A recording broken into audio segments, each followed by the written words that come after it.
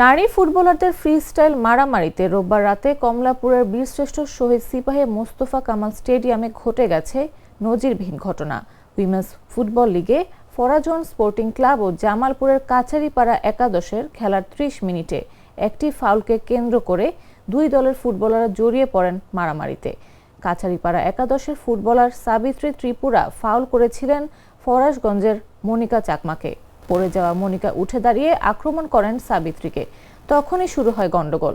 মাঠের প্রায় সব খেলোয়াড় ঘটনাস্থলে ছুটে এসে জটলা পাকিয়ে মারামারি শুরু করেন। রেসলিংয়ের মতো একে অন্যকে ধরে আছাড় মারছিলেন। রেফারিকে ঘটনা নিয়ন্ত্রণ করে খেলা শুরু করতে ১৫ মিনিটের মতো সময় লাগে।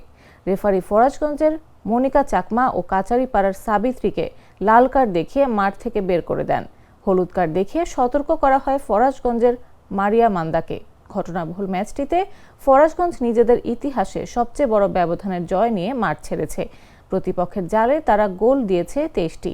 ২৩-০ গোলের এই জয় নারী ফুটবল লিগে ফরাজগঞ্জের সবচেয়ে বড় ব্যবধানের জয়।